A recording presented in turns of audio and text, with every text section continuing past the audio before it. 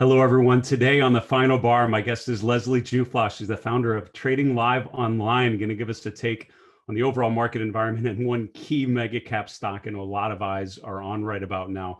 Overall, we have the S&P driving higher, pushing up to a new closing high, may even be a new intraday high, actually, as I'm looking at the final ticks come through. Quite a continuation after bouncing off the 50-day moving average. So what is next? Ladies and gentlemen, this is the final bar.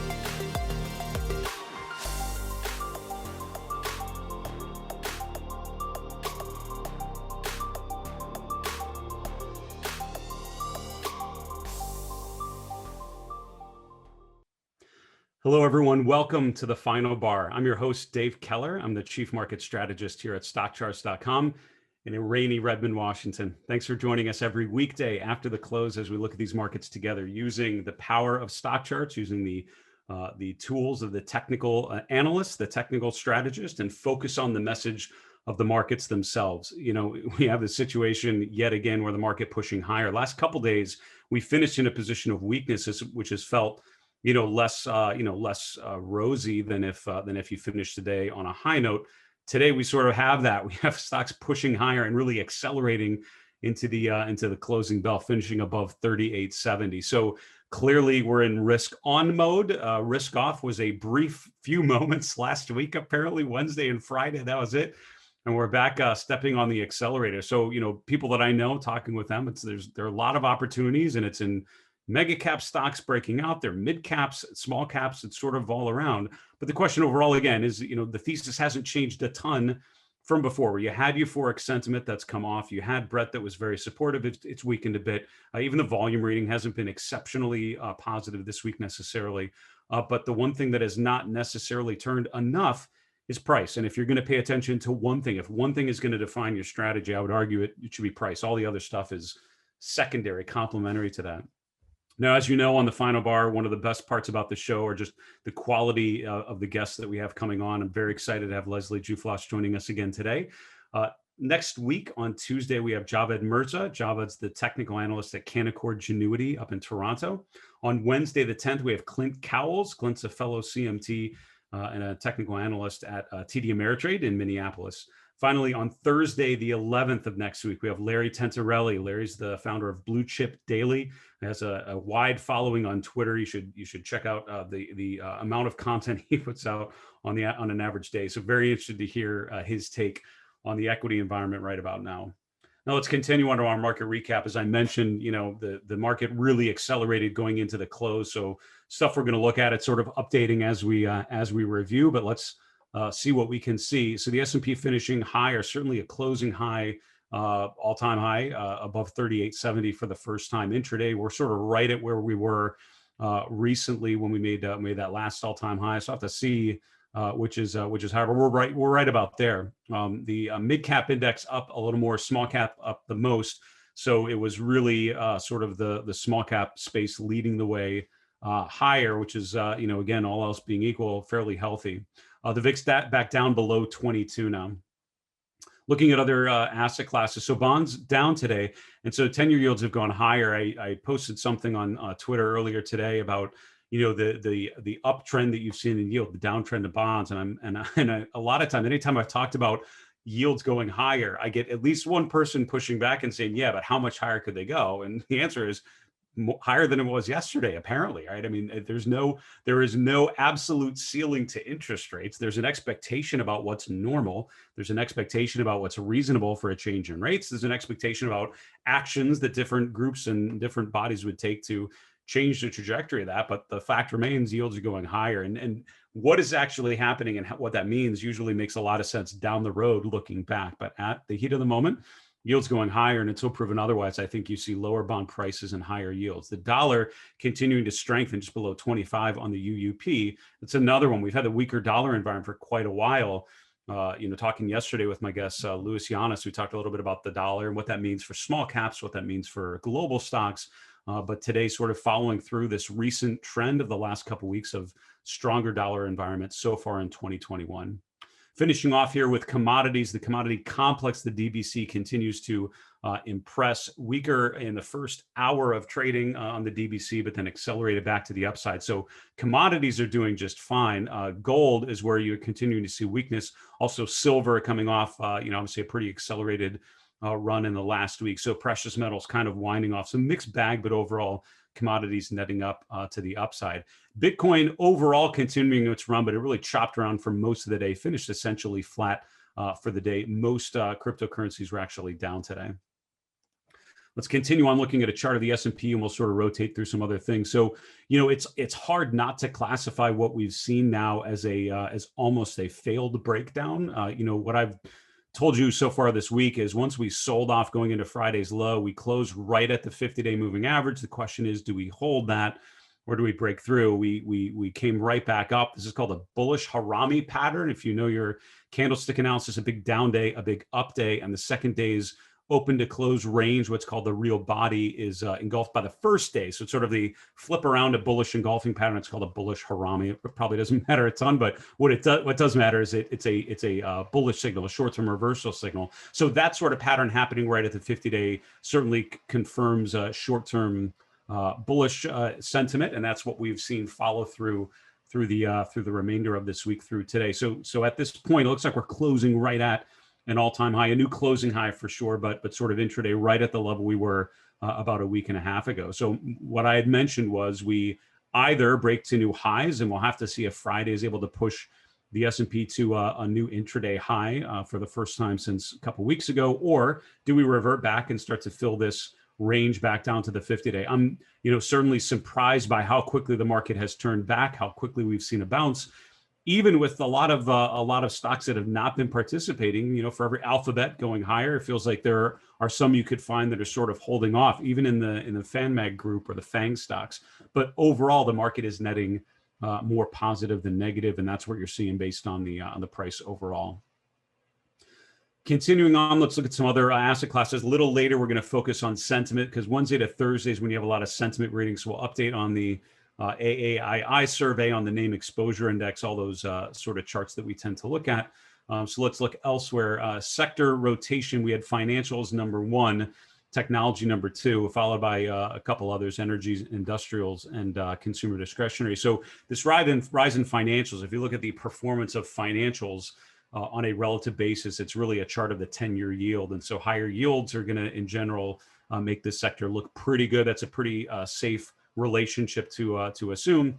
What's underperforming or what struggled today, materials, the only one of the 11 S&P sectors closing lower. So we talked yesterday, we did a deep dive on the materials sector. We highlighted one name, FCX, that overall is sort of similar to like Disney and Caterpillar that had pulled back to their 50-day moving average, but overall holding up okay. But the average stock within the materials sector just flat out doesn't look very good. On an absolute basis, it looks okay. On a relative basis, it looks pretty dismal. And that's why that sector overall, I think, has been struggling. It's not been a great sector. I think there are opportunities in there. And what I would be doing if you want exposure to materials is look, screen for stocks that have a high scooter ranking, look for names that have been able to hold up, that are holding support on pullbacks.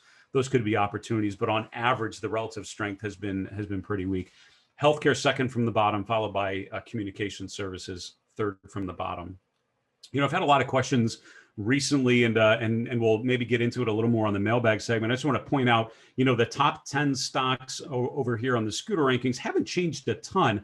And a lot of times something like NIO, Amask, or Tesla, these things have sort of had a nice run and then they've tapered off. How can they still be ranked so high when other things are breaking out? What you have to remember is with the scooter rankings, it's actually different parts of it. There's a long-term component, which is over half of the weighting. Then there's a medium-term component, which is maybe a quarter. And then there's a small component or a short-term component, which is relatively small. It's maybe 5 to 10%, I think 10% of the overall scooter ranking. So a short-term pullback within a long-term uptrend is still going to score very well. And that's actually pretty helpful because if it moved around too much, all you would see at the top of this list are the things that have sort of gone vertical. And what I would rather see are things that have been strong that are maybe pulling back. So when you see the top 10 scooter ranked stocks, on down days, are pulling back, it tells you that there may be a bit of a rotation, a leadership rotation. It can actually be sort of helpful to focus in on. In terms of things that are working, I have to highlight PayPal. There's obviously a lot of earnings. We're sort of in the meat of earnings season, and PayPal closing up around 7+% higher, closing to 270. This is part of that e-commerce group, the online retail group I mentioned recently. At some point, it's a blur, but at some point, talk about the MVP stocks, the MasterCard, Visa, and PayPal. And the P of those three is the one that's really working. You can see the nice follow through to the upside we've seen from today and closing above the open. It's just sort of a nice trend. And things like this that pull back to the 50-day, that hold support on pullbacks, that continue to make higher highs and higher lows. It's just a good long-term story, a good long-term trend. Those are things that I wouldn't feel bad about leaning into as thing goes higher. Worth noting, 5 of the top 10 groups today were in the financial sector. So again, if you haven't paid as much attention to that sector, it might be worth screening for some opportunities. Even banks, which is one of the biggest cap groups up there, airlines as well, tobacco stocks. These are things that are coming down from a relatively beaten down level. It will be difficult for me to ever signal an all clear on airlines, because I think it's just been such a damaged group on a relative basis. Tobacco is an interesting one. It's part of consumer staples. It's not a great sector on a relative basis, but just starting to bounce higher, make a new swing high. So stocks and groups that have made a new swing high, it's always something to pay attention to, see if there's enough left in the tank to continue to push it higher. So nice up day on a market up day. Follow along to see if that group continues to move higher. We need to take a commercial. We'll be back with my guest, Leslie Jouflas. We'll see you in a minute.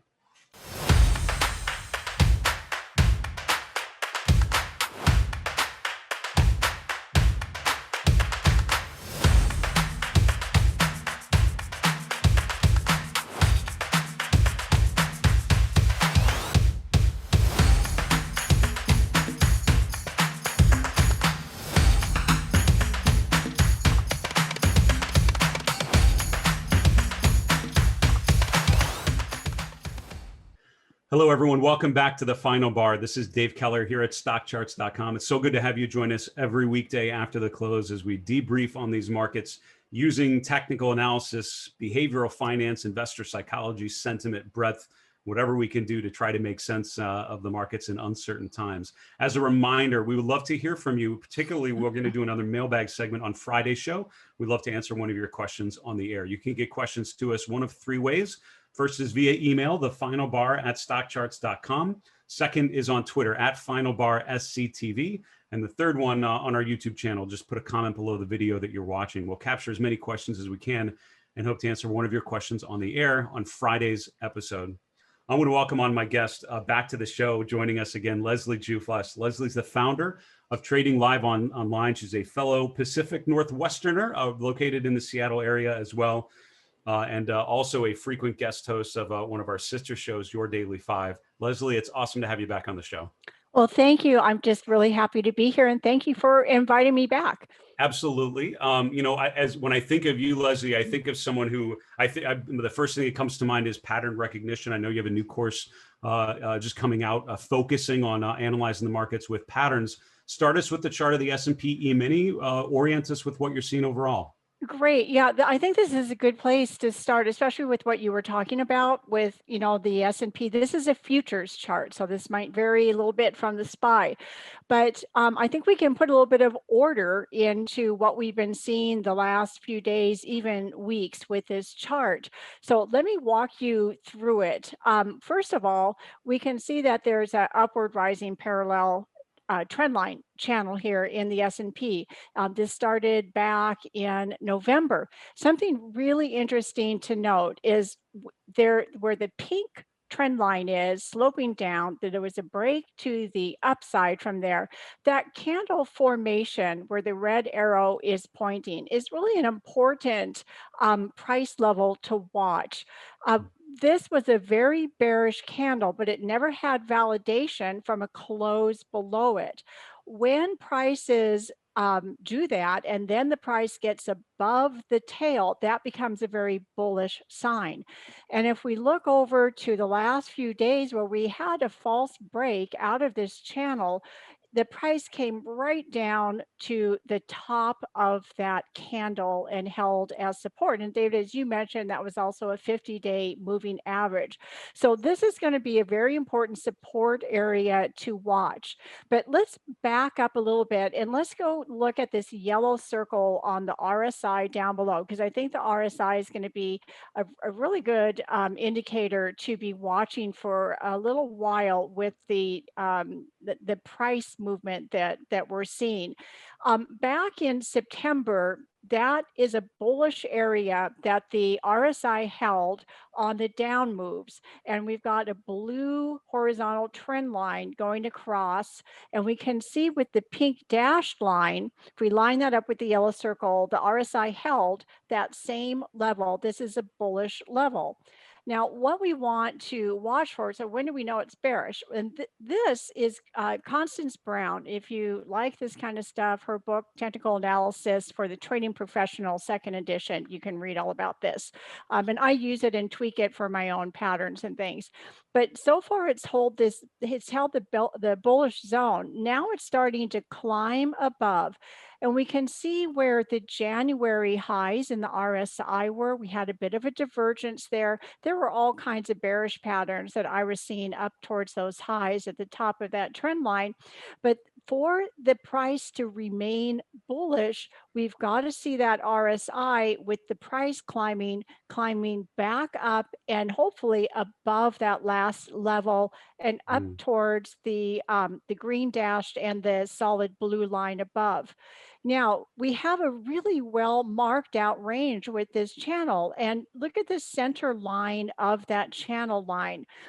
You can see how many times the price has come and tested around that center line.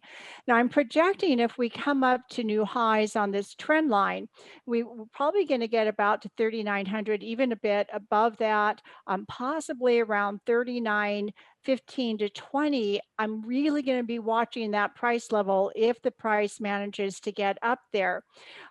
There's a pattern up there, and I'm going to watch how the price reacts to that pattern. It's going to be at the top of that trend line. So what you want to watch for, if the price does turn down from around the upper trend line, that center line is going to become very important to see if it can hold as support. If we just break right through it, it's going to come down to the lower end of that trend line. Then we're going to monitor that to see if that holds as support. A break, then we watch 36.56 and start monitoring levels below. But this RSI has really been a really good indicator watching these bullish and bearish ranges with it. So that's what I'm looking at. There was a slight divergence on the MACD, but it looks like, I haven't checked the close today, but it looks like it might be popping above where that trend line is. So I'll need to check that. So I anyway, love that that's what take, I'm Leslie, and I watching. love that overall the way of thinking of the RSI and just the thinking of it in bearish ranges or bullish ranges, which is what we've sort of seen recently. We only have about 30 seconds left, Leslie, but I did want Well, to get to your that's all second we chart because you need. talked That's all about we need. Amazon. Amazon, classic triangle here. I've marked in for you the ranges with an upside breakout and a downside breakout. So it's about a $681 range of this pattern. And now the price level might change a bit depending on where a breakout occurs, but sooner or later it's going to come out of this pattern. And so there's your targets for the upside and the downside. The RSI has been holding a bullish zone where that pink dashed line is. So if that gets an upside breakout, RSI climbs with it, that could be a great confirmation. Downside breakout, get below that pink line, good confirmation for the downside. That's a great approach to this, and I see what you're doing, taking the height of this pattern and then projecting it from a breakout level. So I guess wait and see mode and see which way That's Amazon goes from right, here. exactly. This was a blast, Leslie. It's so great to have you back on. I appreciate you talking through the S&P chart, giving us a take on things. Hope you and those around you stay safe, and we'll talk to you again soon. All right. Thank you. You too. Okay. Bye-bye. That's Leslie Jouflas. Leslie's the founder of Trading Live Online and has written books on pattern recognition. She just came out with a new course about master trading on different asset classes using pattern recognition. It's on Udemy. I'd encourage you to check that out if you're looking to learn more about how to think about patterns in relation to the rest of your technical toolkit. Continuing on here on Thursday, basically Wednesday into Thursday is when you get a lot of sentiment readings coming out. Survey data is usually updated. So by the close on Thursday, I think it's a good time to review sentiments. Let's go there in our next segment called Getting Sentimental. So I have a sentiment chart list that I tend to refer to. It's not huge, and it just has a couple things. It's mainly, the VIX, it's the put call ratios, and then it's some surveys that I've followed over the years. This chart list is part of the, I think it's called the David Keller's morning coffee routine. So if you want to follow along with these charts, save them in your login, all you do is go to the member dashboard up here in the upper right where it says chart lists.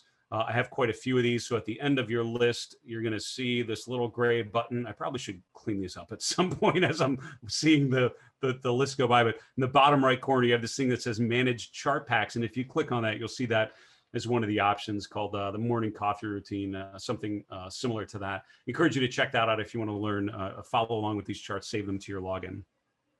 So let's start through. We'll look at the VIX volatility. And again, for me, I don't use the VIX as really a trading system. And for me, if you followed the show or followed my work, I tend to talk about the macro environment, three pieces, right? Number one is price. And if you know nothing else, know the price of the major assets. That's what's going to tell you more than anything what to expect, and assume the trends will continue until proven otherwise.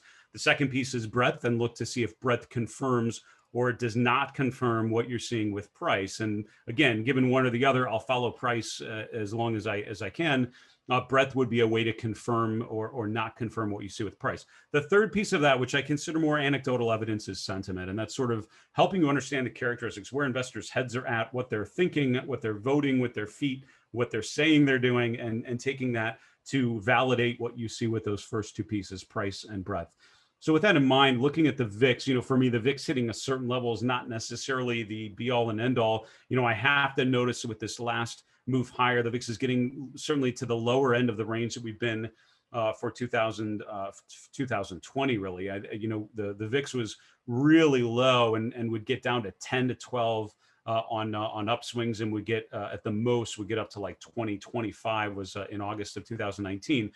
2020 changed all that in the first quarter. Into the second quarter, saw the VIX spike to some of its highest levels in history. Since then, we've settled back into a period of overall higher volatility, a higher volatility regime, and we sort of fluctuated in this 20 to 40 level, broadly speaking.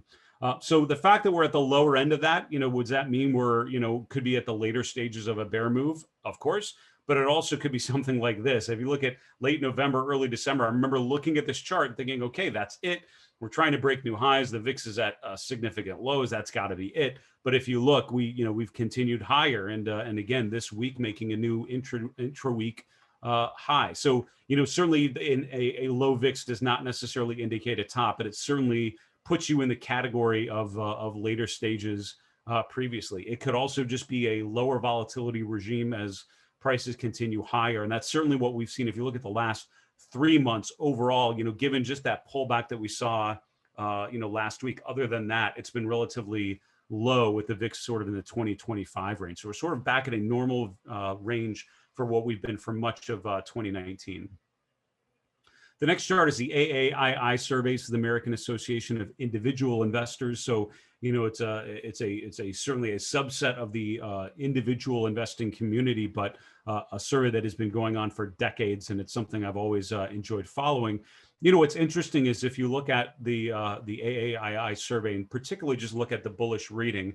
I remember having Mark Young from Wall Street Sentiment on around this time when we saw the AAII survey, the bullish reading, go above 50% for the first time since late 2017, early 2018.